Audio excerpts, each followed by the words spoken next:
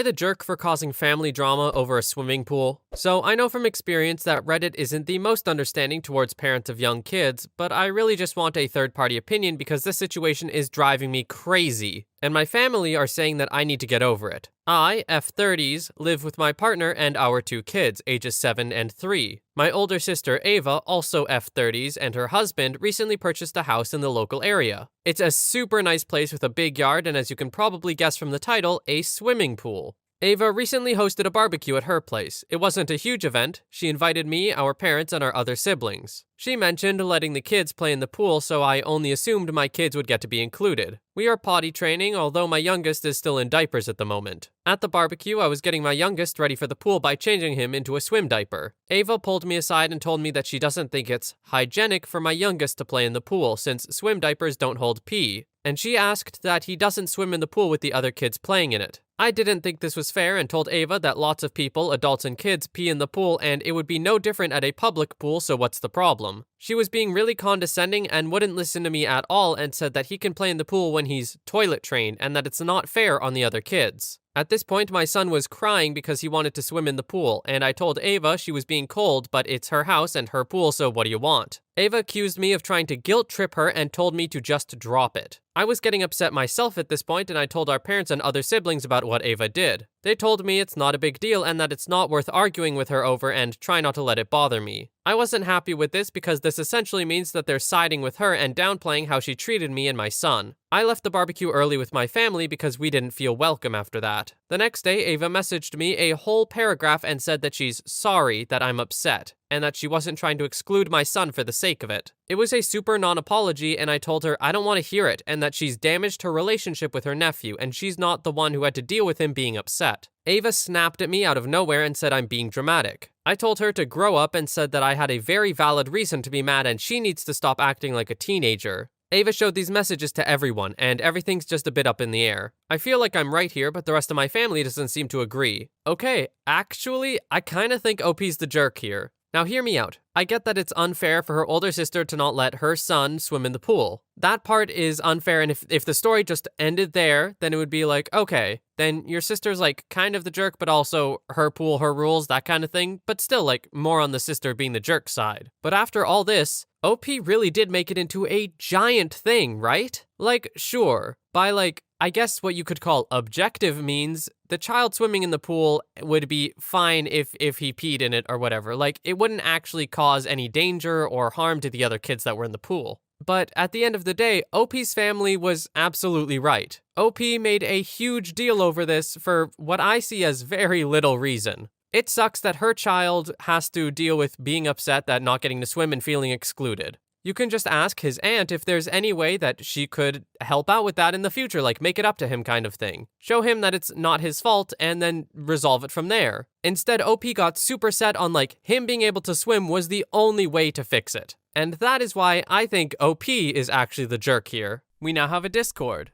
Check out the server in the link in the description. Story 2. Would I be the jerk if I stopped taking my kids to visit my dad's house? I, F33, have 4 boys, 12, 7, 4, and 4. My father, M66, and his partner, F61, live together in my childhood home. My father had a stroke 3 years ago and his partner works full-time. They both put money into the house to fix it up. His partner and I do not get along. She's the type of person who sucks the air out of a room when she walks in. I had a psychotic episode 2 years ago and the aftermath left our relationship strained. My boys love their grampy and visiting at the farm. I don't want my poor relationship with my dad and especially his partner to interfere with the boys having a relationship with my dad, especially since his health is declining. That being said, the way my children are treated really bothers me. For example, if my dad's partner gave the boys a cookie, she would follow after them while they were eating to vacuum up the crumbs and not in a fun, playful way. Recently, they got new furniture. My boys were told they were not allowed to play on it. They are not allowed to be anywhere in the house besides the kitchen, which is mostly taken up by large furniture, a wood stove, and plants. It bothers me because I don't feel welcome. I feel like my children are looked down upon like wild animals, or they are expected to behave like little dolls that sit and are quiet, until my father or his partner decide they want to pay attention to them. I get really bad anxiety when I'm there and feel on edge. I have PTSD. I get that it's their house, their rules, but I don't want to subject them to that treatment. My dad doesn't/won't come to my house very often to see them, even though I'm the one with a full-time job and 4 kids. If he does come, then he'll only come for like 5 or 10 minutes and then leave. Would I be the jerk if I stopped taking my children to visit my father at his house? With your father's declining health, I don't know if it's 100% fair to be upset with him for only coming to your house for 5 to 10 minutes at a time. Maybe that's just what he feels comfortable with. And this whole thing just reeks of lack of communication to me, no? Like, it seems like OP did not communicate with the grandfather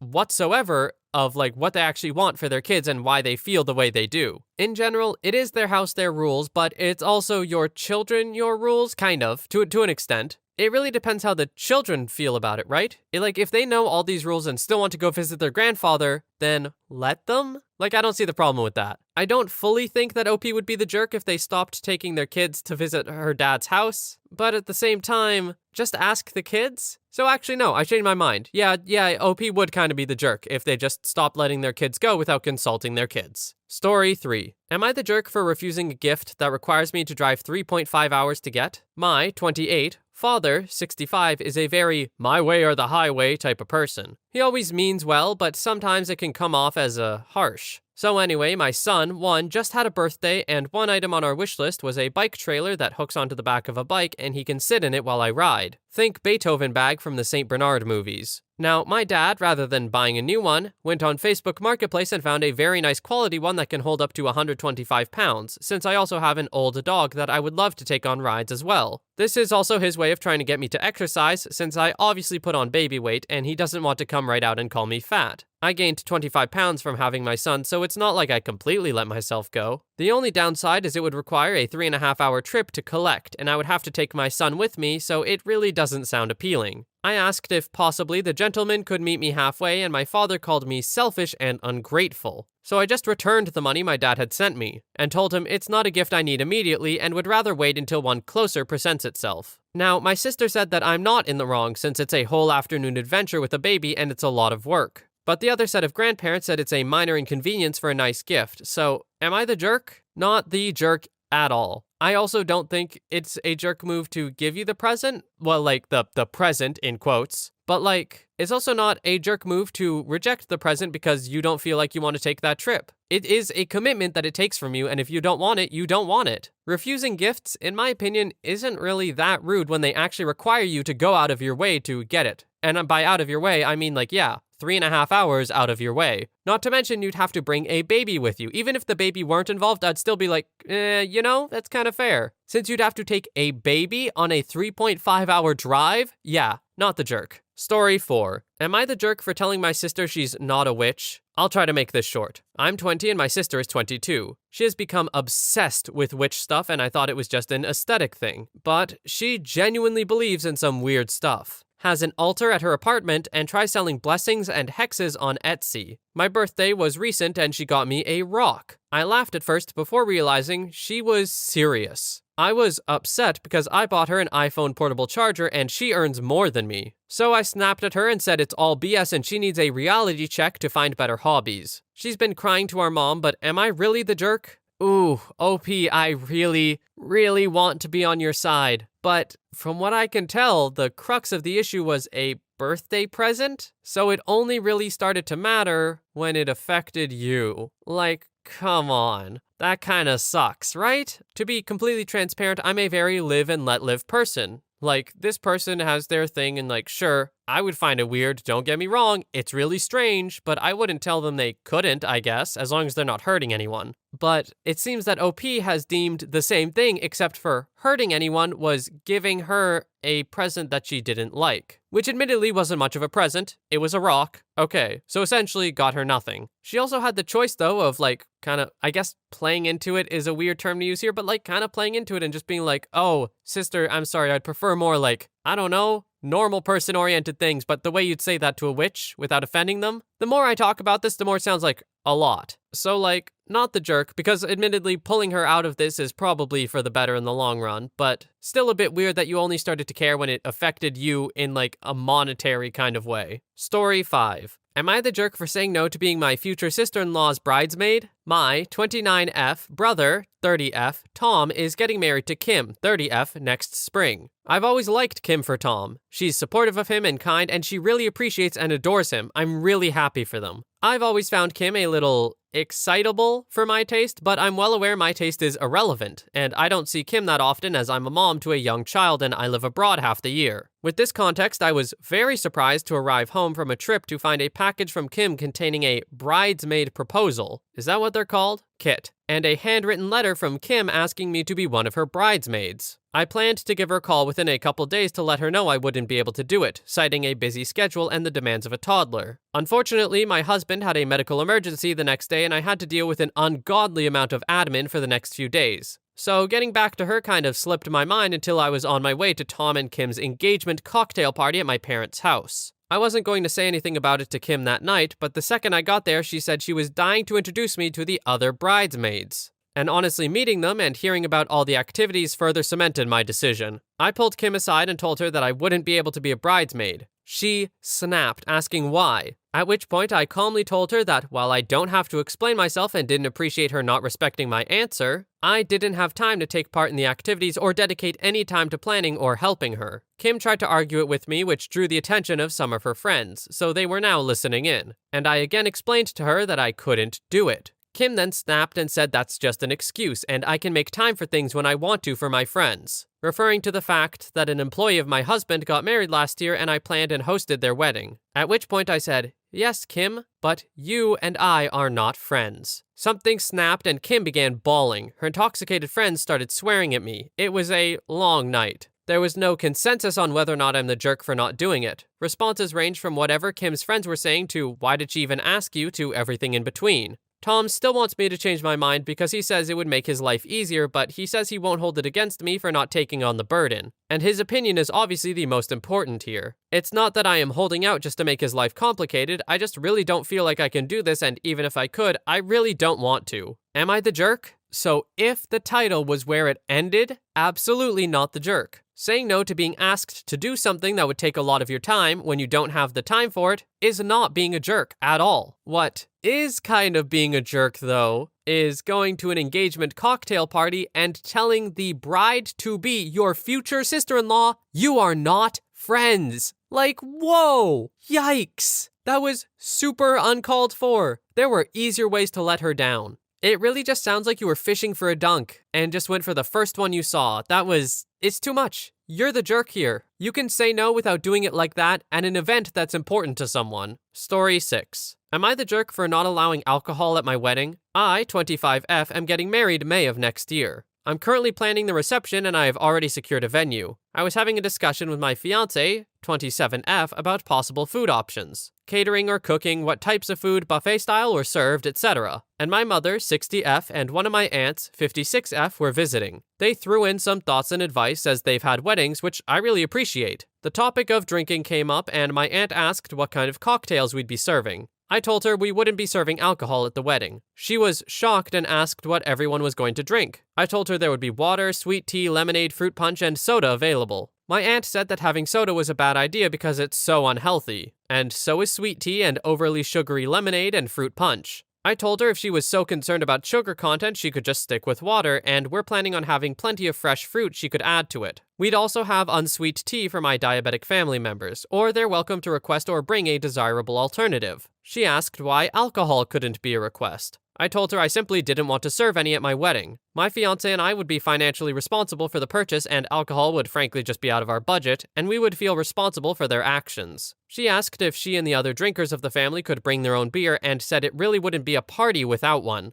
I said no again, because it's my wedding and my fiancé and I would feel responsible for drunk guests. We also want to have a wedding that's fun and happy because everyone there loves each other and is happy to celebrate their family/our union. She said it was already a shame I wasn't getting married in a church and the least I could do was make up for it with a good reception. I told her if she can't go one evening without drinking, then maybe she's the one with a problem. At this point, my mom jumped in and told me I need to apologize. I said no. I don't appreciate how my aunt has spoken to me and she needs to leave. They ended up going and then my aunt complained the next day on Facebook about my dry wedding and said she wasn't going to torture herself driving an hour and a half to my venue just to have a bad time. She also explained how a conversation went the day before and said I called her a drunk for being healthy. I've been getting a lot of messages, some supportive, some on the fence, and some very angry that I want to ruin a good reception by acting like it's the prohibition. I'm honestly confused here. Am I the jerk? If you are hosting an event, regardless of whether that's a wedding or otherwise, and you do not want alcohol present, you are allowed to not have alcohol present. It is your event. The fact that the aunt thinks that she can't have a good time without alcohol is truly concerning. Did you need to call the aunt out by saying that she has a problem to her face? Like, probably not. But it also isn't nearly as bad of a dunk as the last story we looked at, and so I'm inclined to say, no, not the jerk at all. The aunt has an issue. I agree. Story 7. Am I the jerk for not wanting to listen to my husband recap his day? My husband and I are both in our early 30s. The moment he gets home, he starts talking about his day. He's a surgeon and he starts to talk about his surgery in details, and it's pretty technical. I'm here trying to de-stress from my day and deal with our 1-year-old boy, and he just basically describes his entire day in detail. It sounds like, then I opened the right arm, harvested the radial flap by myself, and the nerves were hard to identify, so that took an extra 30 minutes there. Then I had to suture the vessels under the microscope and it kept fogging up, except in even more detail. I got annoyed and I told him I don't really want to listen to his medical cases, and it stresses me out because then I feel like I'm just back at work. When I'm done with work, I want to be done with work and not feel like I'm in the OR still. I have told him this multiple times before, but he continues to do it. So about once a week he forgets and will go on and on about his surgery for 30 plus minutes. Until I get fed up and I tell him to stop talking about surgery. After this argument, he says he doesn't feel supported and feels like he can't talk to me. I feel like a jerk as well because I don't have the mental capacity to listen to him recap his entire day in detail without being mentally drained. I feel like a horrible person, but I don't know if this is normal or if I'm just being a jerk. Edit for detail. He doesn't talk about his day as, oh, this crazy thing happened. He talks about it as if you were giving me a lecture and I'm a med student. If I did it, it would sound like this. Today I went to see my patient at 7 a.m., but she wasn't in her gown yet, so I had to wait 10 minutes for her to get dressed. Then the nurse had troubles drawing her blood and placing an IV, so that slowed my start of the day, and then I had to do the IV myself. Then I had to use a translator because she only spoke Spanish, and that meant we started the case 15 minutes later than expected. Then I rolled the patient into the OR, then I placed the pulse oxygen, EKG, and BP on the patient. Then I had her breathe 5 deep breaths, and then I started to give 2 milligrams of Versed. Then I gave her 70 milligrams of lidocaine and 75 micrograms of fentanyl. But when I pushed propofol, she still had pain. After she went to sleep, I checked to make sure she can be masked. Then I gave her 50 milligrams ROC, then I bagged some more, and then I used a Miller tube blade to get a view of the vocal cords, then I intubated the patient, and that would only describe the first 30 minutes of his day. Then he would continue to describe the remaining 9.5 hours in detail as if he is teaching me as a med student. I'm not a surgeon for a reason, and even if I was, I don't want to mentally do surgery when I'm off. It's not like a bunch of my cases got delayed so I'm back late. Oh, that nurse was on my nerves. Oh, by the way, I did a crazy surgery today. Here are the quick highlights. I understand this partially from the husband's perspective. You get home and you want to tell someone you love about your day. I mean, that just makes sense. The way the husband does it does sound, exhausting, to say the least. Like, I get that it sounds like you're in the same kind of field, so you would know, right? So he must be like, oh, I can explain to you in detail what I did. But it's like, why? OP is definitely not a jerk for asking her husband to just slow his roll a bit, you know? I'm assuming she recently also came back from like a big shift herself, because they both work medicine. Decompression, from what I know, is super important in jobs like that, and that involves not thinking about work at all. You get a surgeon talking to you like you're in a lecture, you immediately feel like you're back at work if you work in medicine. That just makes sense. So basically, not the jerk and OP, I hope your husband can listen to you in the future. Although I feel like you could also just like cut him off before 30 minutes, but still, he should really just dial it back.